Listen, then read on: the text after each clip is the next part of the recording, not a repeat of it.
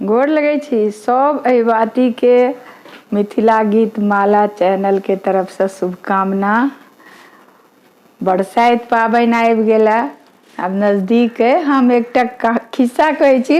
बरसाइत पाबनि कथा जे होइ छै से नवका बियाह जिनका भेलन हैं तऽ हुनका सबके दूटा खिस्सा होइ छै। तऽ एकटा होइ छै ब्राह्मण ब्राह्मणी के कथा, आ एकटा होइ छै सावित्री सत्यवान के।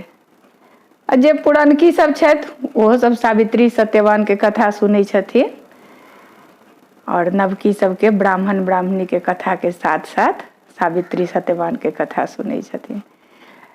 तऽ नवकी पबनैतिन जे छै, जिनका पहिल साल छनि बियाह के, तऽ हुनका बड्ड विधि विधान होइ छै। तऽ पूजा केला के बाद ई कथा सुनल जाइ छै। तऽ सुनू अहाँ सब ई कथा। एकटा ब्राह्मण ब्राह्मणी रहथि, गरीब रहथि, कहुना अपन जीविकोपार्जन करैत अपन पेट पालैत। तऽ हुनका घर जे रहनि से अपन टूटल फूटल टाट फड़क वाला घर रहनि। तऽ ओहिठाम चिन्मार रहे, ओहि चिन्मार पर ओ खेनाइ बनबैत। तऽ हुनकर चिन्मार के पाछू में से एकटा बिल रहे। तो ब्राह्मणी जे भात बनबैत तऽ माड़ पसारथिन ने, तऽ ओहि बिल में ओ माड़ गरमे गरमे ढारि देथिन। हुनका हन जे कोनो कीड़ा मकोड़ा चुट्टी पिपड़ी जे हेतै से अपन मरि जेतै। कनिटा के घर दुआरि रहनि तऽ कनि अपन ई सब ध्यान राखैत। ओ ई नहि जनैत रहथिन जे ओहिके अन्दर की छै नहि छै। ओ बुझलखिन जे फालतू कीड़ा मकोड़ा नहि आयत, हमर खेनाइ तेनाइ बचल रहत, ताहि दुआरे रखथिन। ओहि बिल में नाग नागिन के वास रहे, ई ब्राह्मणी नहीं जनैत रहथिन। जखने ई मार ढारथिन गरमे गरम, ई नाग नागिन के जे पोआ सब देल रहे, अंडा फुटि के जे होइ छै साँपक बच्चा, ओकरा पोआ कहल जाइ छै, ओ सब ओहि गरम मार से छटपटाई मरि जाय। आ सब दिनक हिनकर ई रहन जे सब दिन ओ ढारि देथिन ओही में कमार, ओही बिल्ली के मुँह पर का। तऽ किछु दिन अहिना बीतलै, ब्राह्मण ब्राह्मणी के बाल बच्चा नहीं रहन।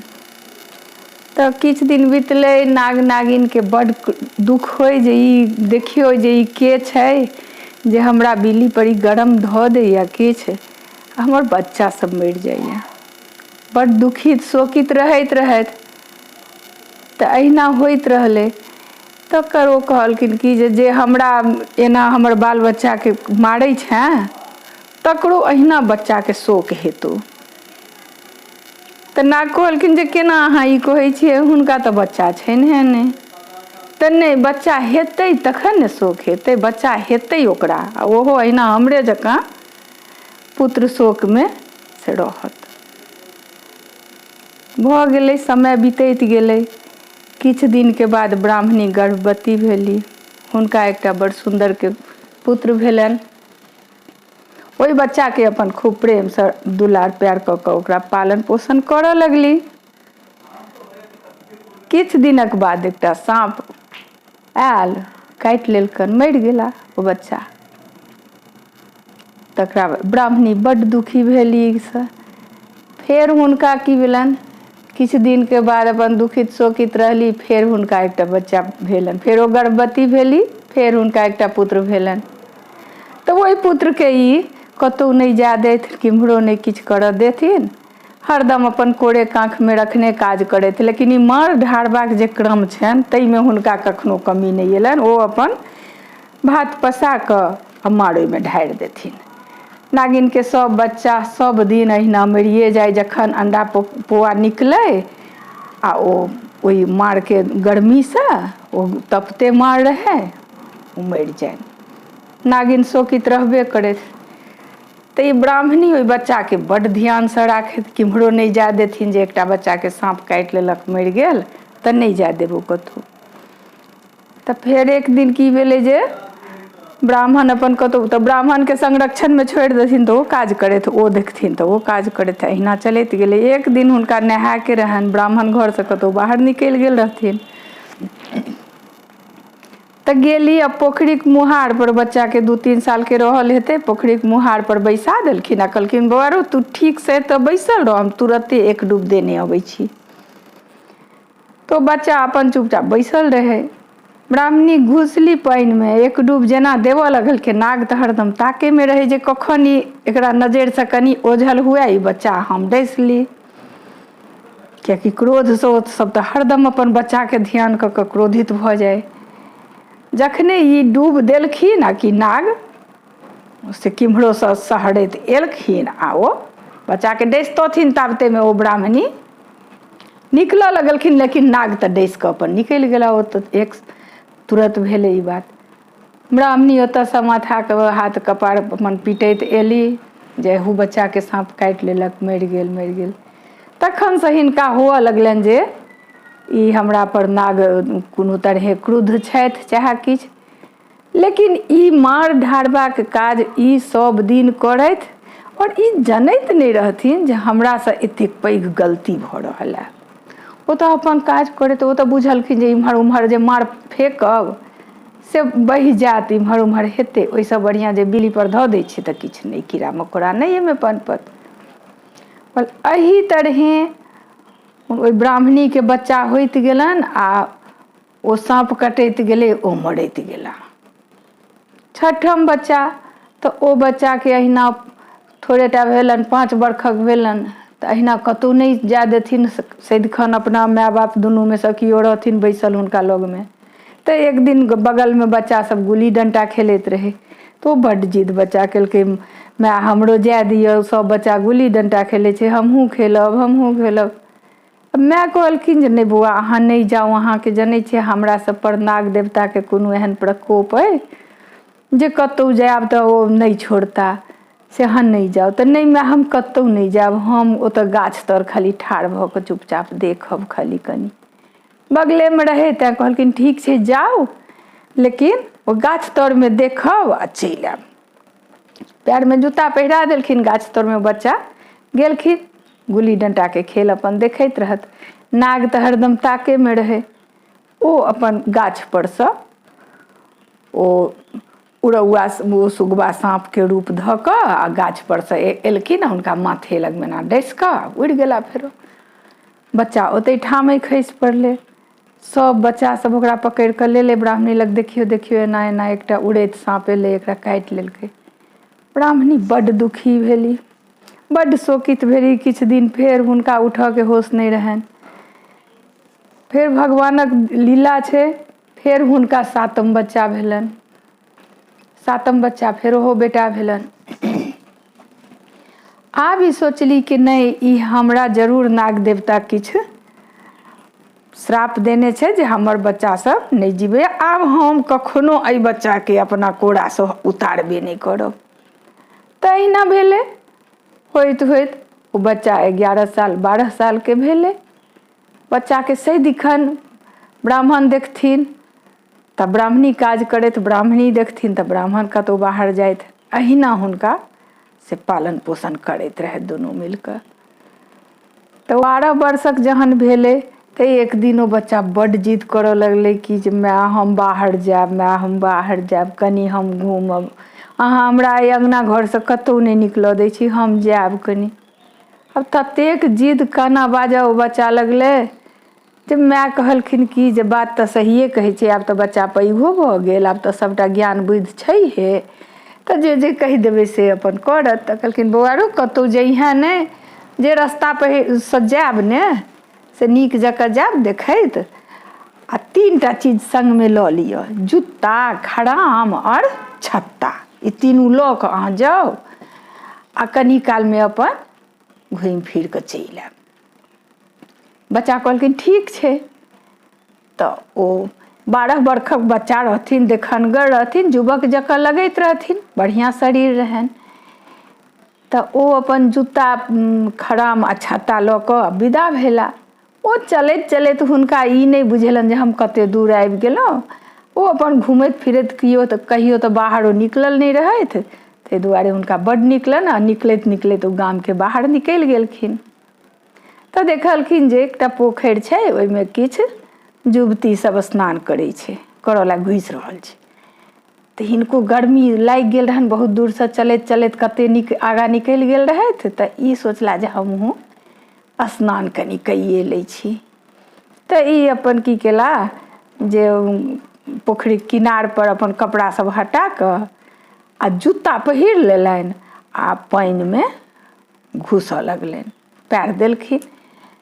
उम्हरका युवती सब खूब हँसऽ लगलै, देखी गे पगला छै गे, केहन बुड़बक छै गे, पानिमे नहाय लए अबै छै तऽ जूता पहिर लेलकै आ सबकिछु किनारपर धऽ देलकै कि कहाँ छै से लगैया पागल छै। केओ कहै नहि बुद्धि नहि छै, केओ कहलकै मंद बुद्धि छै। ओहिठाम एकटा धोबिनक बेटी सेहो रहथिन, ओ कहलकै जे नहि ई पागल आ बुड़बक नहि छै, किछु बात हेतै जे ई जूता पहिर कऽ अबै छै। तऽ नहि अहाँ केना बुझै छियै ई किछु बात हेतै। तऽ हाँ ई पानिमे जूता एहि दुआरे पहिर कऽ अबै छै जे ई बुझैत हेथिन जे पानिमे कोनो कीड़ा मकोड़ा हेतै तऽ हमरा काटि लेत, अपन जूता पहिर लेलनि हैं। ई तऽ बुधियारक काज छै, ई बुड़बकके कोनो काज नहि छै। ई कहि कऽ धोबिन बेटी अपन ओहो नहाय लगली। ई अपन एक डूब दऽ कऽ ई निकलि गेला। ई सुनलखिन ई बात, तिनका तखने कनि ध्यान गेलनि जे सब एना कहलक आ ओ लड़की की बुझै छै। फेर ई अयला तऽ कपड़ा लत्ता अपन सुखा गेलनि, छाँहमे ठाढ़ भेला आ ताहिके बाद छत्ता तानि लेला गाछक तरमे। आब सब युवती फेर हँसऽ लगलखिन, देखियौ देखियौ गाछक तरमे गेलै तऽ छत्ता तानि लेलकै, गै माय ई केहन बुद्धू छै केहन। तऽ फेर ओ धोबिनक बेटी कहलखिन जे नहि किछु बात हेतै। गाछक तरमे ओ एहि दुआरे ओ छत्ता तनने छथिन ने जे ऊपरसँ कोनो चिड़ै चुनमुनी किछु विष्ठा कऽ देतै, किछु हेतै, ई अशुद्ध भऽ जेता, ई सब सोचि कऽ ओ गाछ तरमे से छत्ता तनलखिन। तऽ कहलखिन जे वाह तू केना बुझै छी। तऽ हाँ हमरा से बुझाइए, हम हिनकर बारेमे, हिनका बेसी उम्र नहि छनि, हमरा तऽ सेहो बुझाइए। कहलकै वाह तहन तऽ तू करबिही बियाह। तऽ हाँ हमरासँ जे बियाह करथिन तऽ हम बियाह करब। ई ब्राह्मण अपन सबटा सुनैत रहथि तऽ ओहिके बाद ई अपन ओ ब्राह्मणियो आ ओ धोबिनक बेटी ओहो सब किनार पर एलखिन। तऽ ई कहलखिन कि जे अहाँ जे ई सब कहै छलियै, अपनामे गप करै छलहुँ से हम सुनलहुँ हैं, तऽ अहाँ केना बुझै छियै। तऽ सब फेर हँसैत कहलकै जे नहि ई बुझै छथिन, ई बुझै छथिन। तकरा बाद ओ जाय लगला ओतऽसँ फेर ओ आगाँ अपन बढ़ितथि तऽ ओ खड़ाम पहिर लेला। आब सब आर हँसऽ लगलै।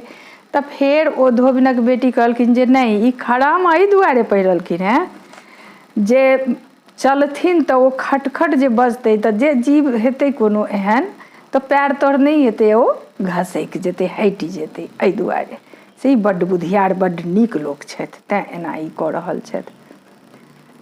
तऽ ब्राह्मण कहलखिन जे हमरासँ अहाँ बियाह कऽ सकै छी।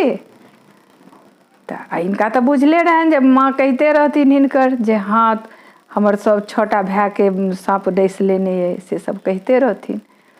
तऽ ई धोबिनक बेटीके बात सुनने रहथि तऽ हिनको मोन भेलनि। तऽ ओ धोबिनके बेटी मानि गेलखिन, कहलखिन जे तहन तऽ हमरा मायसँ गप करऽ पड़त। ओ गेलनि धोबिनक बेटीके ओ माय लगमे, ओतऽ अपन विवाहक प्रस्ताव देलखिन। ओ कहलखिन हमरा एहन भाग्य कतऽ हैत जे ई अहाँ सनके युवकसँ अथी हेतै, बियाह हेतै। ई सब कहि कऽ फेर अपन बियाह कऽ लेला। किछु दिन ओहिठाम रहलनि, 2-4 दिन। ताहिके बाद बरसाइत आबऽवला रहै। ई ओतऽसँ विदा होइत हेथिन, हिनका इहो होइत रहनि जे हमर मायके तऽ होइत हेतै जे हमर बेटा कतऽ चलि गेल। तऽ ई ओतऽसँ विदा भेलनि तऽ ओ धोबिनक बेटी जे छै से कहलखिन अपना माँके जे काल्हि पाबनि छियै से हम जे जायब तऽ जाइते देरी तऽ हमर साउसके तऽ बुझल नहि छनि जे हम आबि रहल छियै, चाहे बियाह हिनका भऽ गेलनि से। तऽ अहाँ हमरा पाबनि हमहूँ करब से हमरा किछु किछु सामान दऽ दिअ। तऽ ओ कहलखिन जे ठीक छै, कथी सब हम तऽ नहि बुझै छी बरसाइतक पाबनि, हम नहि करने छी, तऽ कथी सबके जरूरत होइ छै। वएह बियनि, औकरी, सूत, लाबा बोहनीमे धऽ दियौ, ओहिमे उड़ीदक ई टिकरी बना कऽ ओहिमे टाङ्गि दियौ, इएह सब हमरा दऽ दिअ। नवका वस्त्र किछु दऽ दिअ आ जे होइए से दऽ दिअ, हमसब जाइ छी। तऽ ओ धोबिन जे छथिन से अपन किछु किछु जे भेलनि से इंतजाम कऽ देलखिन और दुनू गोटेके खरखरियामे बैसा कऽ विदा कऽ देलखिन। दुनू गोटे विदा भेलनि, जाइत रहथि अपन गामक रस्ता ओ ब्राह्मण। तऽ रस्तामे बड़क गाछ रहै, ओतऽ किछु नवकनिया सब अपन बड़क पूजा करऽ लेल बैसल रहथि। तऽ ई धोबिनक बेटी जे रहै सेहो हिनको याद पड़लनि, ओ बरसाइत छै आइ, तऽ कहलखिन खरखरियाके ओतहि रोकऽ लए, आ ओहिसँ उतरलिए। कहलखिन सामान तऽ मायसँ लैए लेने रहथि, तऽ कहलखिन जे हम पूजा केने अबै छी, अहाँ ताबे तहीमे बैसू। आ बस बगलेमे गाछ रहै, गाछे लगमे ओ खरखरिया रोकि देलखिन आओर ओ पूजा करऽ लए अपन सब सामान लऽ कऽ चलि अएली। जखने ई अएली है पूजा पर बैसली, आ कि देखै छथिन जे अपन सब चीजके गौरी पूजलनि, नैवेद्य अथी सब रखलनि, सिन्दूर पिठार लगेली। ताबतेमे देखै छथिन जे ओहिठाम एकटा बियड़ि छै ओहि गाछके कातमे। तऽ ओहि बियड़िमे सँ देखली जे एकटा साँप निकललै आ ओहि खरखरिया बगलेमे तऽ रहबे करै, खरखरियामे जाकऽ हुनका काटि लेलकनि, आ काटि कऽ तुरत्ते फेर उल्टे मुँह घुमि कऽ बियड़ि दिस जाय लगलनि।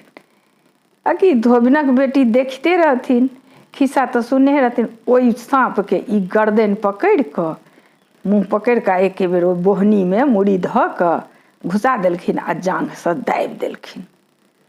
आब कतबो छटपटाए साँप तऽ ओ मूड़ी निकाल, जाङ्घसँ दाबल बोहनीमे रहै, ओ मूड़ी घुसल, बोहनीके कनिए मुँह होइ छै, किनो नहि निकलल होइ, बेचारा साँप छटपट छटपट करै। ई हमर अपन पूजा करैत रहथि, गौरी पूजलनि, लाबा दूध सब तऽ जते विध होइ छै जे हिनका अबैत रहनि, जे सबके देखैत रहथिन तहिना तहिना ई विध अपन करऽ लगली। इम्हर नाग जे निकलल रहथिन डसऽ लए, तऽ हुनकर नागिन कते देरसँ तकैत रहथिन जे नाग नहि एखन तक अयलनि हँ, नाग नहि अयलनि हँ हमर, कतऽ रहि गेला, कतऽ रहि गेला।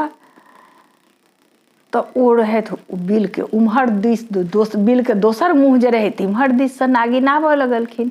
तऽ बीचमे हुनका पानि रहै, छोटे मोट पोखरि रहै छोटेटा।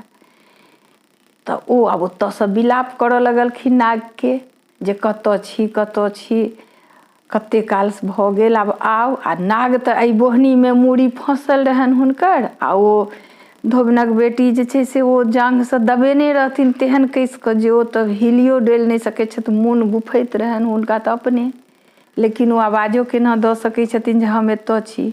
नागिन उम्हरसँ बड्ड विलाप, बड्ड अथी केलखिन। तखन ओ नागक जे पूँछ खूब छटपटाइत रहै, तऽ पूँछ ऊपर ऊपर उठै, ओ नागिन देखलखिन तऽ फेर तहन ओ कहलखिन जे गे हमर बरके छोड़ि दे, गे हमर बरके छोड़ि दे। तऽ ओ कहलखिन जे नहि, अहाँके बरके हम केना छोड़ि दिअ, अहाँके बड़ हमर बरके काटि लेलनि, ओ मरि गेलखिन, तऽ हम अहाँके बरके केना छोड़ि दिअ, हमरा बरके पहिने जिन्दा करू तखन हम छोड़ब। अहिना ओ अपन कहैत रहथिन, आ ओ नागिन ओहि कातसँ अपन खूब विलाप करैत रहथि। तऽ जे नहि छोड़ि दे, हम फेर एबौ तऽ तोरा देख लेबौ, ई ओ अपन खूब धमकाबैत रहथिन। लेकिन ई धोबिन बेटी कहलखिन जे नहि, अहाँके नागके हम नहि छोड़ब, अहाँके नाग हमर ससुरके सबटा बच्चाके से काटि कऽ मारि देने छथि। तऽ नागिन कहलखिन तऽ तोरो साउस तऽ हमरा सब बच्चाके मारि देने ओ गरम मार ढारि ढारि कऽ, तऽ हमरा नहि ओ जीवऽ देलक, तऽ हम ओकरो बच्चाके नहि जीवऽ देलियै। तऽ कहलकै नहि, से जे होइ हम अहाँके बरके नहि छोड़ब। आब नागिन सोचली जे ई तऽ एकरा हाथमे तऽ हमर बरक प्राण छै, जिन्दा अइ, आब हम जँ किछु करबै तऽ ओ तुरत्ते मारि देत, हम विधवा भऽ जायब, ई पाबनि सब करै छै। तऽ ओ कहलखिन कि जे ठीक छै, तऽ तोरा की चाही, तो नहि हमर बरके जिन्दा कऽ दे, हमरा किछु नहि चाही, हमरा बरके जब नाग काटि लेलखुन से तू आबि कऽ विष सोखि जाही, पी ले, आ हमरा बरके जिन्दा कऽ दे, हमहूँ छोड़ि देबौ तोरा नागके। तऽ नहि, बीचमे तऽ पानि छै, ओहि पानि हेल कऽ हम केना आउ, हमहूँ तऽ आइ पाबनिमे छी, तेल सिन्दूर हमरो अइ। तऽ अपना सबके ओतऽ एक दिन पहिने नहाय खाय होइ छै, नहाय खाय होइ छै, तऽ पबनैतिन जे छथिन से माथसँ नहाय छथिन आ तेल सिन्दूर लगबै छथिन, पाबनि दिन माथसँ नहि नहायल जाइ छै जे सीथ धुआ जायत।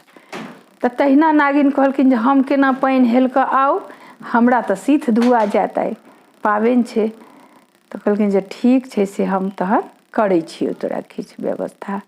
ई कहि कऽ कनिया जे छै ओ धोबिनके बेटी जे रहथिन से गेरुली हुनका रहनि, ओहि बोहनिएमे गेरुलियो रहै छै, तऽ ओ गेरुली एना कऽ पानिमे दहा देलखिन। नागिन तक ओ दहाइत दहाइत चलि गेलै, नागिन ओहिपर मूड़ी एना ऊँच केने गेरुलीपर आ हेलैत हेलैत एहि कात एलखिन तऽ गेली फेर ब्राह्मणक बेटाके अपन ओ डसि लेलखिन, फेर ओ सभटा बिख चूसि लेलखिन आ ओ जीव गेलखिन। तखने ब्राह्मणक बेटा ठाढ़ भऽ गेलखिन। नागिन आब तहन कहलखिन जे आब हमर बर दऽ दे। तऽ कहलखिन जे नहि, एखनो अहाँके हम बर नहि देब, ओ तऽ हमरा पालामे पड़ल छथि। अहाँ हमर 6 भैंसुर जे हमर मरल छथि हुनका सबके जियाउ। आब नागिन तऽ अपन सुहाग बचबऽ दुआरे किछु करऽ लए तखन तैयार रहथि। फेर ओहो सब तऽ देवतेके स्वरूप, नागो नागिन जे छै से तऽ अपना सब ओतऽ पूजल जाइ छै, देवताके स्वरूप छनि। तऽ ओ अपन सबटा हुनकर सब भैंसुरके जिया देलखिन, सब ओतऽ ठाढ़ भऽ गेलै। तकरा बाद ओ से ई धोबिनक बेटी जे रहै से ओतै लाबा छिड़िया देलखिन, दूध ओहिपर ढारि देलखिन। नाग नागिन ओ खाइत आशीर्वाद दैत ओतऽसँ सहरल सहरल अपन चलि गेलनि जे तोहर सोहाग भाग बनल रहतौ, तो सदा अहिबाती रहबे, ईसब कहैत। तऽ सबटा भाय तऽ ठाढ़ भऽ गेलखिन ओतऽ, 6 भाय 7 भाय, कनिया तऽ एकेटा रहथिन। तऽ बड़क गाछ लग जे सङ्गी सहेली अपन बहिनपा सब सङ्गे जाइ छथिन ओतऽ, तऽ ओसब रहथिन। तऽ हुनके सबसँ ओहि 6 भायके ओहिठाम 6टा लड़कीसँ बियाह कयल गेलै। तऽ ओहिठाम लोक मटिया सिन्दूर सेहो लऽ जाइ छै। तऽ अपना सब ओतऽ ओ गुड्डा गुड़िया बना कऽ ओ कपड़ाके कनिया बर बना कऽ आ बियाह करै छै। तऽ ओहिके इएह मतलब छै जे ओ धोबिनक बेटीके जे ओ भैंसुर सब रहथिन तऽ ओ कतहुके ओ लड़का रहथिन, ओतऽके ओ लड़की रहै, तऽ बियाह भेलै। तऽ ओहीके स्वरूप मानि कऽ अपना सब ओतऽ गाछ तरमे से ओ गुड्डा गुड़ियाके बियाह होइ छै। तऽ तहिना सब हुनकर सब भैंसुरके बियाह भेलनि। फेर 7 दियादनी 7 भाय गाजा बाजा सङ्गे ओहि बड़क गाछ लग सब विदा भेलनि। इम्हर हुनकर माय जे शोकित रहथिन जे हमर तऽ एगो बेटा बचल छलए, सेहो तऽ कतऽ गेल नहि गेल सेहो। तऽ ओ शोक ततेक भेलनि जे ओ आन्हर भऽ गेल रहथिन। तऽ सब केओ कहलकै जे ये गाजा बाजा अहीं घर दिस अबैया। हुनका जाकऽ कहलकनि से देखियौ ने के अहाँके बेटा पुतहु सनके बुझाइया। तऽ दुर्जा हमरा कतऽसँ बेटा पुतहु, हमरा तऽ 6टा बेटाके नागे नागिन डसि लेलक, आ एकटा छलाह हो से कतऽ गेल किछु बुझबो नहि करै छियै, कोनो खोज नहि खबरि। तऽ फेर ओ कहलखिन जे नहि नहि अहीँके बेटा पुतहु अइ, देखियौ ने तऽ फेर बेचारी बाहर तक एली तऽ देखू बेटा तऽ चिन्हिए गेलखिन हमर माय। बेटा फेर गला लगेलखिन, पुतहु सब गोर लगलखिन। फेर अपन पुतहु सब अपन महादेवक प्रार्थना कऽ कऽ साउसके आँखि मङ्गली जे हिनका आँखि दऽ दियौन हे महादेव, बड़ कष्ट ई कटने छथि, आ जे गलती केने छथिन से तऽ अनजानेमे केने छथिन, जानि बुझि कऽ तऽ नहि ककरो किछु केने छथिन। तऽ हिनका आँखि दऽ दियौन जे ई 7 बेटा पुतहुके देखैत आ परीछ कऽ घर आनैत। तकर बाद भगवानके इच्छा, महादेवक कृपा, हुनका आँखि भऽ गेलनि आ सब बेटा पुतहुके ओ से परीछ कऽ घर केलनि। तऽ एहि दुआरे अपना सब ओतऽ सोमा धोबिनके कथा होइ छै कि धोबिनेके बेटीके प्रतापसँ हुनकर सबटा बेटा जीवित भऽ गेलनि। धोबिनके बड्ड सोहाग होइ छै, सोहाग महाकालमे धोबिन सबसँ आगू रहै। तेँ अपना सब ओतऽ बियाहसँ पहिने धोबिनसँ सोहाग माँगल जाइ छै। धोबिन सोहाग दै छथिन, तकर बादे लड़की बियाहपर बैसै छै। तऽ इएह भेल ब्राह्मण ब्राह्मणी कथा। सब मिलकऽ विषहाराके गोर लागू, महादेव गौरी सबके गोर लागू, सबके अचल अहिबात रहै, जाबेत जीवी अहिबाती जीवी, इएह मंगल कामना।